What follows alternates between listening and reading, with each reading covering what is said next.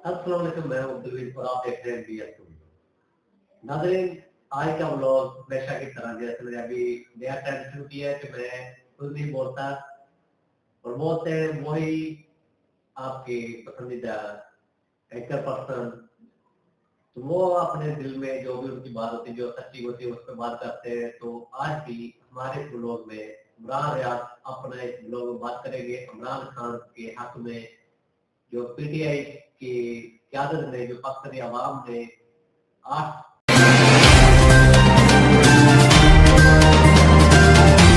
फरवरी को जलसा किया, यानी कि आज से 2 दिन पहले जो जलसा किया, जिस तरह वो बाहर निकले, लोगों ने बता दिया कि इमरान खान के साथ हम लोग हैं, रहेंगे और थे।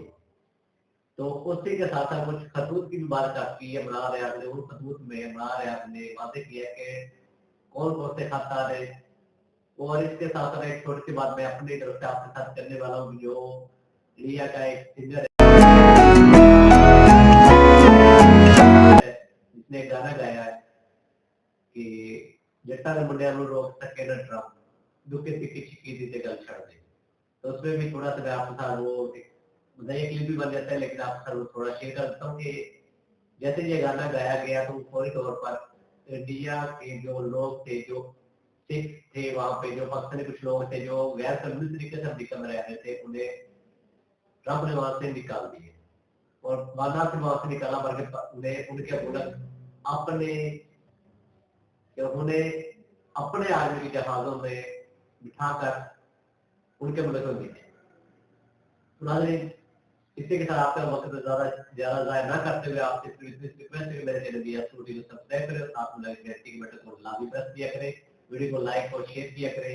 चलते हैं व्लॉग की तरफ। रहीम। अस्सलाम वालेकुम नाज़रीन, आप यूट्यूब चैनल देख रहे हैं। मैं इमरान खान हूँ। मेरे पास कुछ अहम खबरें हैं और मैं सबसे पहले तो मैं आपको ये बता दूं कि इमरान खान साहब के ख़त जो हैं वो खाली बाहर नहीं जा रहा, वो एक प्रॉब्लम क्रिएट कर रहे हैं पाकिस्तान की एस्टेब्लिशमेंट के लिए, स्पेशली पाकिस्तान के army chief general Asim Munir के लिए। मामला ये है कि इमरान खान साहब ने जो ख़त लिखा है उससे एक परेशानी पैदा हो गई है कि इस सिलसिले को रोकें कैसे, और वो चाहते हैं कि इमरान खान साहब मज़ीद ख़त ना लिखें। लेकिन मेरी इन्फॉर्मेशन ये है कि इमरान खान साहब मज़ीद ख़त भी लिखेंगे अगर इन खतूत का सही जवाब ना आया तो, या इनका असर ना हुआ तो। इमीडिएटली जो चीज़ें हुई हैं, एक तो क्रैकडाउन बहुत तेज़ कर दिया गया पाकिस्तान तहरीक इंसाफ के ऊपर, और कल जो लोगों ने एहतजाज किया, यौम सियाह मनाया, उसके बाद लोगों के घरों के ऊपर छापे मारे जा रहे हैं, चादर और चार दीवारी का तकद्दुस पामाल किया जा रहा है। जो बड़े वाक़यात हुए हैं उनमें से कुछ मैं आपको रिपोर्ट करता हूँ। इवन 13 साल का बच्चा भी जो है वो गिरफ्तार कर लिया गया। एक MPA है फ़ारूक जावेद मून, उनका बेटा 13 साल का, ये उसकी तस्वीर भी आप देख सकते हैं। ये बच्चे को वहाँ से गिरफ्तार कर लिया गया पाकिस्तान से, सिर्फ इसलिए कि इसके वालिद ने एक पुरअमन रैली क्यों निकाली अपने मुतालबात के हक़ में। दूसरी जानिब पुलिस बदतरीन छापे मार रही है, लोगों के घर तोड़ रही है। नदीम अब्बास बारा लाहौर से MPA, और उसके घर के अंदर पुलिस दीवारें फलांग के दाखिल हुई। फिर वो वीडियो भी मौजूद है जिस तरह उसे गिरफ्तार किया अंदर से जाके। उसके 2 बेटों को भी गिरफ्तार कर लिया। नदीम अब्बास बारा के अहमद चट्टा के घर के ऊपर जो रेड हुआ वो बड़ा खौफनाक था। वहाँ पे ख़वातीन के साथ बड़ी बदतमीज़ी की गई, उनकी बेटियों के साथ, घर की दीगर ख़वातीन के साथ। घर के दरवाजे जो हैं उनको काट दिया गया, घर का फर्नीचर जो है उसको तोड़ दिया गया। यहाँ पे और बहुत सारे स्टेटमेंट हैं, इनमें एक शौकत बसरा का स्टेटमेंट है।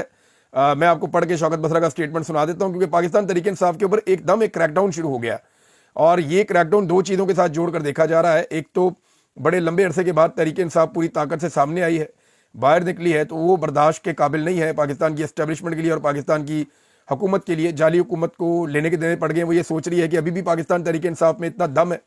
यानी एक बात तो इन्हें इस सारे खेल में समझ आ गई है।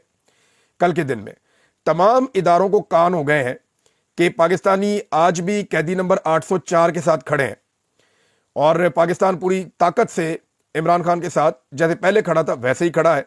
और अब तक कोई फार्मूला, कोई भी तरकीब वो कारामद साबित नहीं हुई है, और बदस्तूर लोग इमरान खान के साथ खड़े हैं। गोलियां चलाकर देख ली, यानी गोलियां चलाने के बाद इन्होंने कहा था कमर टूट गई पाकिस्तान तहरीक इंसाफ की, लेकिन ऐसा हुआ नहीं। बज़ाहिर जो नज़र आ रहा है ग्राउंड के ऊपर वो ये है कि लोग पहले से ज़्यादा शिद्दत के साथ इमरान खान के साथ खड़े हैं, और ये आने वाले दिनों में मोमेंटम बढ़ेगा, क्योंकि जब भी एक तहरीक का नया फेज आता है तो उसका मोमेंटम आहिस्ता आहिस्ता गेन करता है। जैसे ये दूसरा, तीसरा, चौथा, 5वां इवेंट होगा तो 6ठे 7वें इवेंट तक आप देखेंगे कि लोग खुद ब खुद निकलना शुरू हो जाएंगे, और बहुत बड़ी तादाद बढ़ती चली जाएगी। और इस वक्त बाद जुनैद अकबर ने खैबर पख्तूनख्वा की जो जिम्मेदारी उठाई है, वो सिर्फ इससे खुश नहीं हो रहे कि लोग बहुत बड़ी तादाद में निकले, वो अब अकाउंटेबिलिटी भी कर रहे हैं कि किसने क्या फैसिलिटेट किया लोगों को। اور کون سے MNA نے اور MP نے کتنا زور لگایا. تو یہ اکاؤنٹیبلٹی پہلی مرتبہ ہو رہی ہے کامیاب جلسے کے باوجود. احمد چٹھا صاحب کا گھر توڑ دیا, میں نے آپ کو بتایا. شوکت بسرا صاحب کا سٹیٹمنٹ دیکھ لیں, وہ یہ کہہ رہے ہیں کہ میں اللہ کو گواہ بنا کر کہتا ہوں, حلف لے کر کہہ رہے ہیں. وہ یہ کہتے ہیں کہ عمران خان کو 500 دن سے زیادہ جھوٹے مقدمات میں جو جیل میں بند کیا ہوا ہے, 2 سال سے پارٹی کارکنان پر جو ظلم ہو رہا ہے اور جو الیکشن پر ڈاکہ ڈالا گیا ہے وہ ISI اور فوجی قیادت نے کروایا ہے, ورنہ فارم 47 کے نمونوں اور مسکروں کی کیا اوقات ہے. یہ بات ٹھیک ہے, دیکھیں پولیٹیکل لوگوں میں اتنی سخت ہوتی نہیں ہے, اتنے تگڑے نہیں ہوتے. میں نے 2023 میں جو پریس کلب میں تقریر کی تھی وہاں اسلام آباد میں, اس میں نے کہا تھا کہ پہچانیے آپ کو اسٹیبلشمنٹ مار رہی ہے, ہم صحافیوں کو یہ سیاستدان نہیں مار سکتے, یہ اس قابل نہیں ہے. یہ تو بیچارے ڈرتے رہتے ہیں, اپنی خبروں کے لیے ہمارے پیچھے پیچھے بھاگتے رہتے ہیں. تو سیاستدانوں کی اتنی اوقات نہیں ہوتی ہے, ہمیں اسٹیبلشمنٹ مارتی ہے. ہاں سیاستدان ان کی سہولت کاری کرتے ہیں, اور یہ سلسلہ کوئی اب سے جاری نہیں ہے, بہت پرانا جاری ہے سیاستدانوں کا سہولت کاری کا, ہر دور میں یہ ہوتا رہا ہے. لیکن ابھی جو ہے وہ بڑی بے شرمی کے ساتھ سہولت کاری کر رہے ہیں, اور سیاستدانوں کو اس کی قیمت چکانی پڑے گی.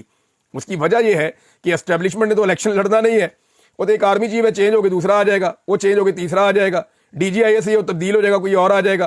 کسی کو ڈپارٹمنٹل سزا ہو بھی گئی تو جنرل فیض ہے, لوگوں کا کیا لینا دینا اس سے, جنرل فیض اندر ہے نا, کسی کو کوئی فکر ہی نہیں ہے. تو معاملہ یہ ہے ان کے ساتھ اچھا ہو برا ہو اس سے کوئی لینا دینا نہیں ہوتا قوم کا. قوم کے پاس جانا پڑتا ہے بیچاروں کو, سیاستدانوں کو. تو یہ سیاستدانوں کے منہ پہ جو کالک ملی جا رہی ہے نا, ان کو اس کی قیمت چکانی پڑے گی. لیکن جس دن اسٹیبلشمنٹ نے قیمت چکائی اس دن پاکستان کا بڑا بھلا ہو جائے گا. پولیس والوں نے نہ صرف گرفتاریاں کی ہیں بلکہ جو لوگ ہیں ان کے اوپر ٹارچر بھی کیا ہے. ایسی کچھ تصاویر ہیں وہ حماد اظہر صاحب نے بھی شیئر کی ہیں. انہوں نے دکھایا بتایا کہ کیسے پولیس ٹارچر کر رہی ہے کارکنوں کے اوپر, لیڈروں کے اوپر تشدد کیا. جو MNA کے کینڈیڈیٹ تھے, جو ایکچولی الیکشن جیتے تھے فارم 45 کے مطابق, ان لوگوں پہ بھی ٹارچر کیا گیا ہے. آپ حماد اظہر کے اگر ٹویٹر پہ جائیں تو انہوں نے بہت ساری انفارمیشن شیئر کی ہے. اور پنجاب میں جتنا ظلم اور بربریت ہو رہی ہے کل رات سے لے کے اب تک, یہ 2 وجوہات بتائی جا رہی ہیں. ایک تو لوگ نکل کیسے آئے پنجاب میں, پوری کوشش کی گئی, اور پولیس کو بار بار اتنا سکرو کیا گیا کہ پولیس اب بدلہ لے رہی ہے. ایک تو مریم نواز کی وجہ سے یہ ہو رہا ہے, دوسرا جو عمران خان صاحب آرمی چیف کو خطوط لکھ رہے ہیں اس کی وجہ سے ایک بڑی فرسٹریشن بڑھ گئی ہے اور پریشانی میں اضافہ ہوتا چلا جا رہا ہے. لیکن یہ فستائیت ان کے گلے پڑے گی, وہ کیسے, وہ میں آپ کو آگے چل کے بتاتا ہوں. وزیر آباد میں ناظرین ایک پورا گاؤں ہے, اس کا پورا ایک محلہ اس کے اوپر اٹیک ہو گیا, اور آپ حیران ہو جائیں گے جو انہوں نے وہاں پہ حرکتیں کی ہیں. یعنی یہ کوٹ جان بخش کا ایک علاقہ ہے, وہاں تحریک انصاف کی ریلی کے باعث پورا محلہ زیر تاب آ گیا. یہ میں آپ کو وزیر آباد کا بتا رہا ہوں. پھر حافظ آباد میں بھی ایسے ہی ہوا, پورا ایک گاؤں ہے اس کے اوپر اٹیک کر دیا, لوگوں کے گھر توڑ دیے, بہت سارے لوگوں کو اغوا کر لیا, اٹھا لیا, گرفتار کر کے لے گئے. تو انہیں کوئی سمجھ نہیں آ رہی کہ انہوں نے کرنا کیا ہے. پورے گاؤں پہ, پورے محلے پہ اٹیک کر رہی ہے پولیس جا کر, اور نہ صرف وہ اٹیک کر رہے ہیں بلکہ وہاں سے لوگوں کو اٹھا کر لے کر جا رہے ہیں, ان کی چیزیں توڑ رہے ہیں, غریبوں کے گھروں میں داخل ہو کے ان کے دروازے, ان کی کھڑکیاں, ان کے گھر کا سامان توڑ رہے ہیں. یہ پولیس ہے یا کوئی کسی اور ملک نے حملہ کر دیا پاکستان کے اوپر یا پاکستان کے شہریوں کے اوپر؟ اپنے ملک میں تو ایسا نہیں ہوتا. یہ تو مقبوضہ علاقے میں یہ کام ہوتا ہے کہ لوگوں کو اتنا دباؤ کہ وہ بیڑا غرق ہو جائے ان کا. لیکن یہاں پہ آپ لوگوں کو ایسے دبا رہے ہیں تو اس ملک میں کون انویسٹمنٹ کرے گا, یا کون اس ملک کے اندر رہنا چاہے گا, یا یہاں پہ اپنے مستقبل کو محفوظ دیکھے گا؟ یہ مناظر پوری دنیا دیکھ رہی ہے, اس کا ریئیکشن بھی آئے گا. بہرحال یہاں پہ جو کچھ ہوا اس میں ایک خاتون جو ہیں ان کا انتقال بھی ہو گیا. ارشاد بیگم نامی خاتون تھیں, انہوں نے اپنے پوتے اور نواسے مجاہد عبداللہ اور ثناء اللہ کے چھاپے کے دوران, پکڑے جانے کے دوران, انہیں وہ کیونکہ وہ بار بار منع کر رہی تھی, انہیں ہارٹ اٹیک آ گیا اور وہ انتقال کر گئیں. تو ارشاد بیگم نامی خاتون کا انتقال بھی ہو گیا. وہاں پہ اہل علاقہ بیچارے بڑے سراپا احتجاج ہیں, لیکن 2 درجن سے زیادہ لوگوں کو حراست میں لیا گیا ہے, اور جو لوگوں نے اپنی مدد آپ کے تحت ایک ایمبولینس رکھی ہوئی تھی اس کو بھی توڑ دیا گیا. اب ایمبولینس کا کیا قصور ہے بیچاری کا؟ ایمبولینس تو جنگ کے دوران بھی آپ ایمبولینس پہ اٹیک نہیں کرتے, اسپتال پہ اٹیک نہیں کرتے. پاکستان کی ملٹری اسٹیبلشمنٹ کو ہوش کے ناخن لینے چاہیے. یہ کیا کر رہے ہیں پاکستان میں آپ؟ تو میں واپس چاہتا ہوں کہ یہ ظلم اور بربریت تو جاری ہے, اور اس کا جواب آج نہیں تو کل کسی نہ کسی کو دینا پڑے گا. یہ NA-77 سے جو MNA ہیں طارق محمود صاحب, ان کا بھی سٹیٹمنٹ ہے, وہ میں آپ کے سامنے رکھ دیتا ہوں ان کا سٹیٹمنٹ کہ وہ کیا کہہ رہے ہیں, کیونکہ ان کے ساتھ بھی بڑی زیادتی ہوئی ہے, ان کے اوپر بھی اٹیک ہوا ہے. طارق محمود صاحب کہہ رہے ہیں جی میرے گھر کو ایک دفعہ پھر پنجاب پولیس نے توڑا اور لوٹ مار کی ہے, میرے گھر پر پولیس نے قبضہ کر لیا ہے, پولیس دروازے کاٹ کر گھر میں داخل ہوئی ہے اور سامان لوٹ کر لے گئے ہیں. یہ میاں طارق محمود ہیں, ممبر قومی اسمبلی NA-77 سے.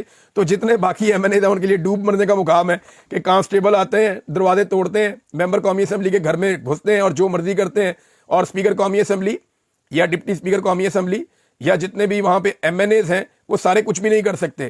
انہیں صرف تنخواہیں اور مراعات چاہیے, اور انہوں نے ان کے ہاتھوں میں پالش کا برش پکڑایا ہوا ہے اور یہ سارے کے سارے پالش پہ لگے ہوئے ہیں. یعنی آج اس اپوزیشن کو مار پڑ رہی ہے, کل ان کو بھی مار پڑے گی. یہ کوئی وقت ایک جیسا ہمیشہ رہنا نہیں ہے.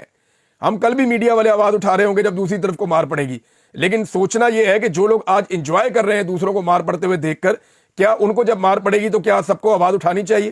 یہ بھی ایک بڑا اہم سوال ہے. لیکن انہوں نے زیادتی اور ظلم کی کسر کوئی نہیں چھوڑی. اچھا جی, عمران خان صاحب کے خط کو لے کر جو بے چینی ہے وہ اس لیے ہے کہ سارا کا سارا فوکس جو ہے اور الزام جو ہے وہ ملٹری اسٹیبلشمنٹ کی طرف آ رہا ہے. خاص طور پہ عاصم منیر صاحب جو chief of the army staff ہیں, ان کے اوپر یہ الزام چلا جاتا ہے کہ عمران خان صاحب خط کے اندر ان کی طرف انگلیاں اٹھاتے ہیں کہ جی آپ کا ادارہ, آپ کی ایجنسیاں, آپ کے لوگ, آپ کا کرنل, تو آپ لوگ یہ کر رہے ہیں. تو عاصم منیر صاحب کے اوپر اس کے معاملے میں دباؤ بڑھ رہا ہے. اور اگر آپ دیکھیں تو یہ جو کچھ بھی پاکستان میں ہوا, اس کا الٹیمیٹ بینیفیشری کون ہے؟ دو طرح کے لوگ ہیں نا. ایک تو یہ روایتی سیاسی خاندان ہے جس میں آپ لے لیں نواز شریف کو, شہباز شریف کو, مریم نواز کو یا بلاول زرداری کو. ایک جناب وہ بن گیا صوبائی میں حکومت لے لی, ایک نے ایک صوبے میں لے لی, ایک نے دوسرے صوبے میں حکومت لے لی, ایک نے بلوچستان میں بھی حکومت لے لی, ایک صدر بن گیا, ایک وزیر اعظم بن گیا, ایک وزیر اعلیٰ بن گئی. تو یہ اس کے بینیفیشری ہیں. اور ساتھ میں نہ صرف انہوں نے حکومتیں لی ہیں بلکہ حکومتیں لینے کے علاوہ انہوں نے جو ہے وہ اپنے کیسز بھی ختم کروائے ہیں. انہوں نے NRO2 کے مدد سے اپنی جان بھی بچائی ہے. اور ایک بینیفیشری اس میں اگر دیکھیں تو اسٹیبلشمنٹ میں عاصم منیر صاحب ہیں, کیونکہ یہ جو 26ویں آئینی ترمیم ہوئی اس کے نتیجے میں انہیں ایک قانون کے بعد ایک ایکسٹینشن مل گئی ہے. یعنی ان کی مدت ملازمت 3 سال کی بجائے 5 سال ہو گئی ہے. تو وہ اب 2029-27 تک موجودہ قانون کے مطابق وہ آرمی چیف رہ سکتے ہیں اگر یہ نظام ایسے ہی چلتا رہا اور کوئی تبدیلی نہ آئی تو یہ وہ بھی اس کے بینیفیشری ہیں. تو ساری انگلیاں جو ہیں وہ ان کی طرف اٹھ جاتی ہیں عمران خان صاحب کے خط لکھنے کے بعد. اب عمران خان صاحب کے خط سے جو ہے وہ پرابلم پیش آ رہی ہے اور اس کو اب روکنا کیسے ہے یہ کوشش کی جا رہی ہے. دباؤ بھی بڑھایا جا رہا ہے اور کچھ اطلاعات کے مطابق عمران خان صاحب کو دوبارہ سے انگیج کرنے کا بھی فیصلہ ہوا ہے. اچھا, انگیجمنٹ کے فیصلے کے پیچھے ایک بہت بڑا فیکٹر ہے. جنید سلیم صاحب سینئر صحافی ہیں, انہوں نے بھی اس کے اوپر اس نقطے پہ روشنی ڈالی ہے. میں پہلے آپ کو بتاتا بھی رہا ہوں کہ اوورسیز جو امریکنز ہیں وہ اس میں کوشش کر رہے ہیں اور وہ بائنڈنگ ریزولوشن ہے. جس چیز سے اس وقت پاکستان کی گورنمنٹ سب سے زیادہ ڈری ہوئی ہے نا, وہ امریکہ میں آنے والی بائنڈنگ ریزولوشن ہے. اگر یہ بائنڈنگ ریزولوشن آ جاتی ہے تو پھر امریکہ میں کارروائی شروع ہو جائے گی ان لوگوں کے خلاف جن لوگوں نے پاکستان میں ظلم, بربریت اور فسطائیت کا بازار گرم کیا ہوا ہے اور انسانی حقوق کی خلاف ورزیاں کی ہوئی ہیں. میں چند لوگوں کے بارے میں آپ کو بتا دیتا ہوں کہ جو اوورسیز پاکستانی ہیں انہوں نے جو بندے شارٹ لسٹ کیے ہوئے ہیں ان کے مطابق جو لوگ ذمہ دار ہیں پاکستان میں رجیم چینج آپریشن سے لے کر اب تک ظلم اور بربریت کے لیے, وہ کون لوگ ہیں؟ سابق army chief general Qamar Javed Bajwa کے بارے میں وہ کہتے ہیں. دوسرا وہ جنرل عاصم منیر صاحب موجودہ آرمی چیف ہیں, ان کے بارے میں کہتے ہیں. ایک وہ جنرل ندیم انجم, ان کے بارے میں کہتے ہیں. موجودہ DGISI, ان کے بارے میں کہتے ہیں. پھر ایک نام انہوں نے رکھا ہوا ہے جنرل فیصل نصیر صاحب کا, DGC ان کا نام رکھا ہوا ہے. کچھ جو ہیں وہ سیکٹر کمانڈرز ہیں, ایک اسلام آباد کے, کوئی لاہور کے, یہ لوگ شامل ہیں. IGs ہیں 2, اس میں اسلام آباد کا بھی, پنجاب کا بھی. اس کے علاوہ محسن نقوی ہے, شہباز شریف ہے, ان کے نام دیے ہوئے ہیں. اس میں ایک نام انہوں نے شامل کیا ہوا ہے ان کا بھی, قاضی فائد عیسیٰ کا بھی, اور کچھ دیگر بیوروکریٹس کے نام بھی ہیں. تو اگر آپ پلس مائنس کریں تو یہ تقریباً جو میرے پاس اطلاع یہ کوئی 22 بندے ہیں جن کے بارے میں وہ چاہتے ہیں اوورسیز پاکستانی کے ان کے اوپر پابندیاں لگ جائیں اور یہ مغربی ممالک میں نہ ٹریول کر سکیں, نہ یہ وہاں پہ آ کے رہ سکیں, اور ان کے جو ایسٹس ہیں وہاں پہ وہ سارے کے سارے فریز ہو جائیں اور ان لوگوں کے لیے دنیا کے وہ راستے بند ہو جائیں اور ان کے خلاف کارروائی کی جائے. تو یہ جناب 22 لوگوں کو شارٹ لسٹ کیا ہوا ہے ان لوگوں نے اور یہ معاملہ وہاں پہ چل رہا ہے. تو بائنڈنگ ریزولوشن سے ڈری ہوئی ہے پاکستان کی اسٹیبلشمنٹ اور یہ 22 لوگ خاص طور پہ. تو اب عمران خان صاحب کو انگیج کرنے کا مبینہ طور پہ فیصلہ ہوا ہے, کنفرم نہیں ہے, لیکن یہ ہے کہ ہو سکتا ہے کہ آنے والے دنوں میں عمران خان صاحب کو انگیج کیا جائے. اب دیکھیں نا, ایک ہی چیز کے اوپر دفعہ 144 لگی تو سب کے لیے لگے گی نا. یہ تو نہیں ہو سکتا کہ جو ہے وہ زید کے لیے دفعہ 144 ہے اور بکر کے لیے دفعہ 144 نہیں ہے. یہ نہیں ہو سکتا. یہ نہیں ہو سکتا کہ ادھر لگی ہوئی اور ادھر نہیں لگی ہوئی. بھی پنجاب میں جب لگ گئی تو سب کے لیے لگ گئی. اب احسن اقبال صاحب ہیں یا جو فیڈرل منسٹر ہے انفارمیشن کا, یہ اپنی تقاریب کر رہے ہیں, ان کے لیے کوئی دفعہ 144 نہیں ہے. لیکن دوسری جانب پاکستان تحریک انصاف کے لوگ جنہوں نے پرامن احتجاج کیا ہے ان کے لیے دفعہ 144 بھی ہے, ان کے اوپر اٹیک بھی کیا جا رہا ہے. اگر آپ پیکا قانون کی بات کریں تو میں ایک چیز آپ کے سامنے رکھتا ہوں پیکا قانون کے حوالے سے. یہ حکومت کا کس طرح سے ایک دورہ معیار ہے, اس سے آپ کو اچھی طرح آئیڈیا ہو جائے گا. یہ میرے پاس ایک سٹیٹمنٹ ہے اور یہ سٹیٹمنٹ لال ٹوپی والے نے دیا ہے. ذرا یہ آپ لال ٹوپی والے کا سٹیٹمنٹ دیکھیں. مجھے تو بہت غصہ آیا سٹیٹمنٹ پڑھنے کے بعد کہ کوئی اس لیول تک بھی بندہ گر سکتا ہے. تم باولے کتے ہو چکے ہو, تمہیں شیطان نے پاگل کر دیا ہے, جو پاک فوج کے خلاف ہے وہ مرتد ہے, وہ کافر ہے, وہ مشرک ہے. مشرک پتہ کسے کہتے ہیں؟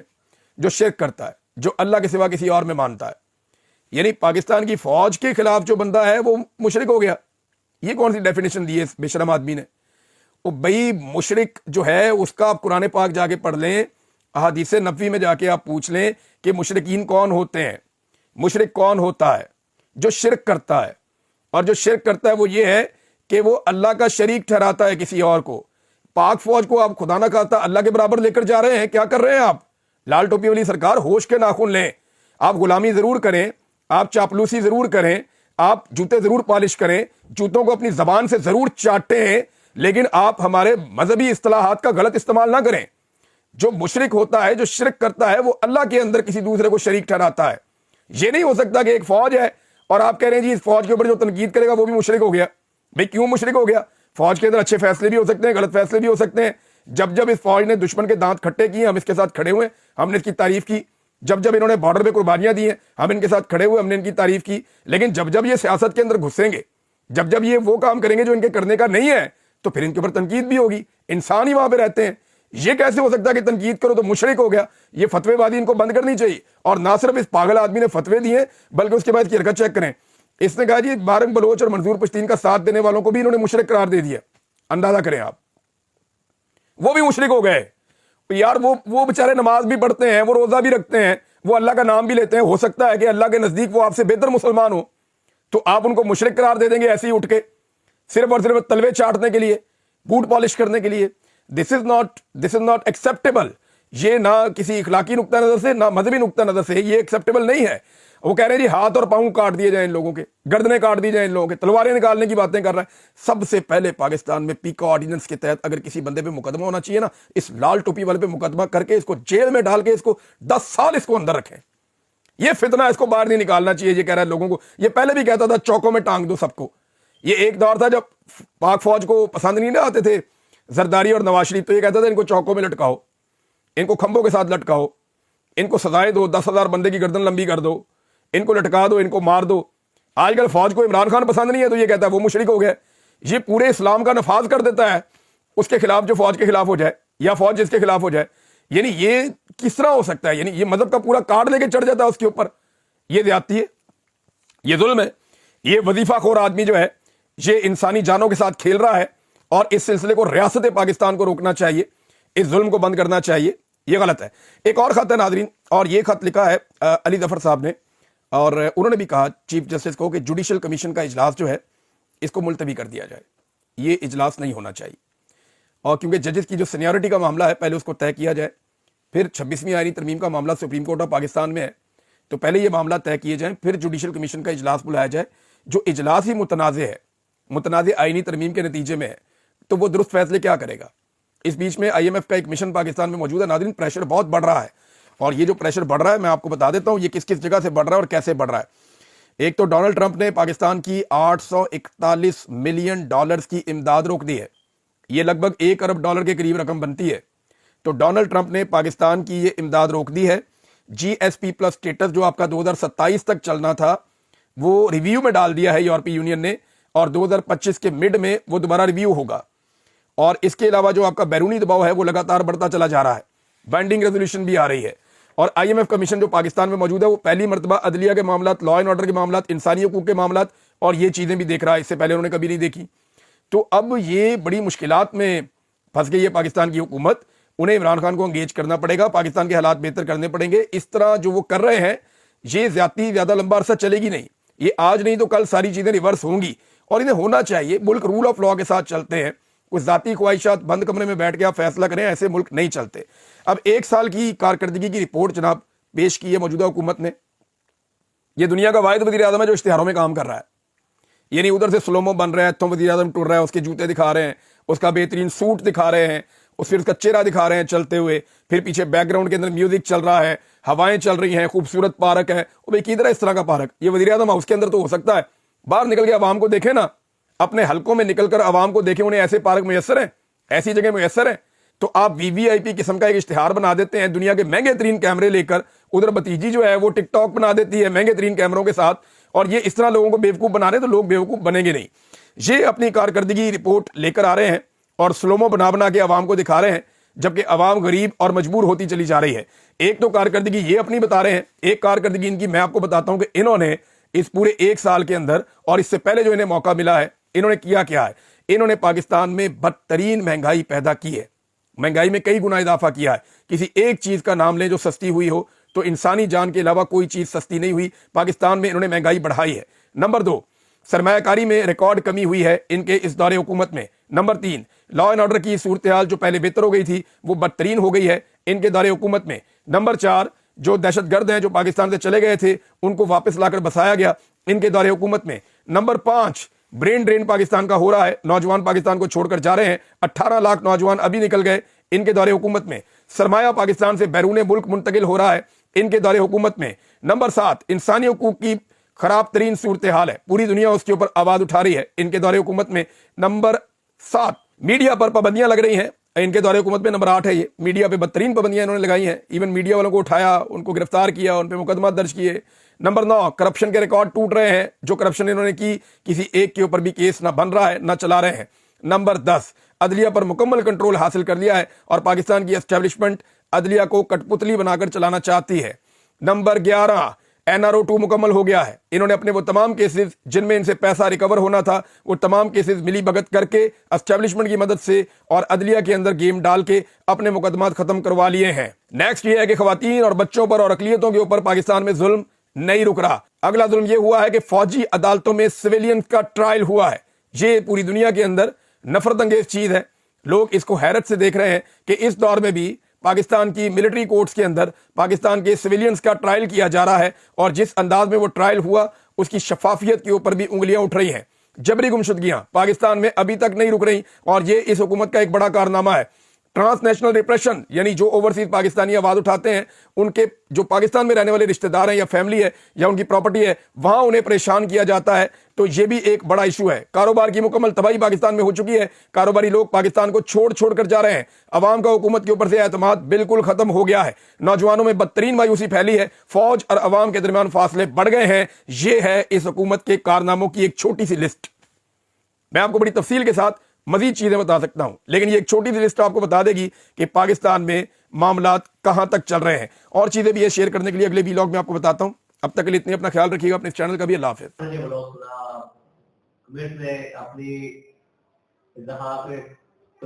जरूर दीजिएगा, हमें अच्छी से दीजिएगा और बताइएगा कि आपको ये मेरा ब्लॉग कैसा लगा। मुझे दीजिएगा इजाजत। अल्लाह के बाद पक्का जिंदाबाद।